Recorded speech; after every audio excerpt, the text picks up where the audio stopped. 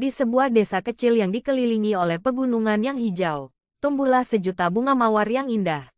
Setiap pagi, matahari bersinar dengan lembut, menyaput embun di kelopak bunga mawar yang berwarna-warni. Desa itu menjadi terkenal karena kecantikan bunga mawarnya yang memikat hati siapapun yang melihatnya.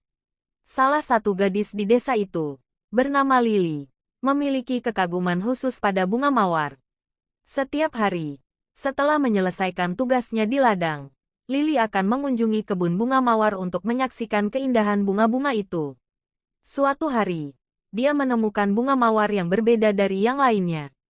Bunga itu memiliki warna ungu yang lebih dalam dan kelopak yang lebih besar. Lily memutuskan untuk merawat bunga itu dengan penuh cinta. Seiring waktu, bunga mawar ungu itu tumbuh menjadi bunga yang paling indah di kebun.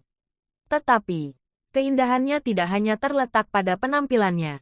Lily merasa bahwa bunga itu memiliki kekuatan magis yang membuatnya merasa bahagia setiap kali berada di dekatnya.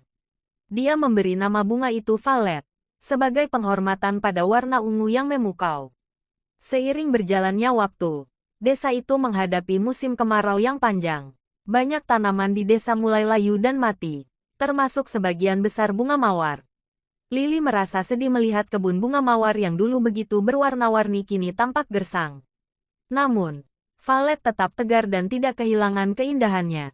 Ketika keadaan semakin sulit, Lily memutuskan untuk meminta bantuan kepada para tetua desa. Mereka berkumpul dan setuju untuk mengadakan upacara khusus untuk memohon hujan. Saat upacara berlangsung, tiba-tiba bunga Violet memancarkan cahaya ungu yang mempesona. Keajaiban terjadi. Langit mendung, dan hujan lebat turun mengembalikan kehidupan pada desa yang dahulu kering. Violet tidak hanya menjadi simbol keindahan, tetapi juga kekuatan dan harapan bagi desa itu. Setiap tahun, desa itu merayakan keajaiban hujan yang dihadirkan oleh bunga mawar Violet. Keindahan bunga mawar itu tidak hanya terlihat dari luar, tetapi juga dari kebaikan dan kekuatan yang tersembunyi di dalamnya.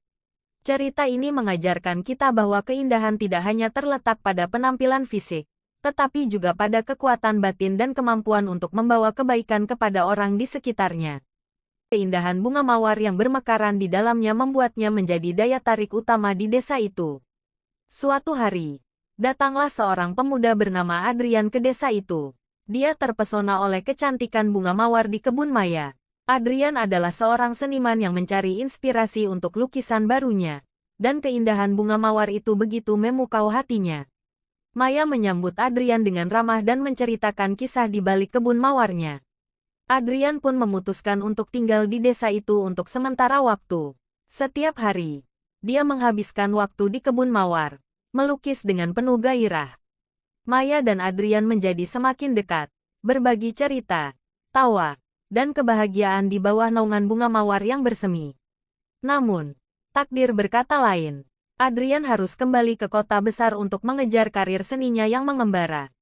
Maya sangat sedih mendengar kabar itu, dan kebun mawar yang dulu penuh tawa dan cerita kini terasa sunyi. Meskipun begitu, Adrian meninggalkan lukisan bunga mawar yang begitu indah untuk Maya.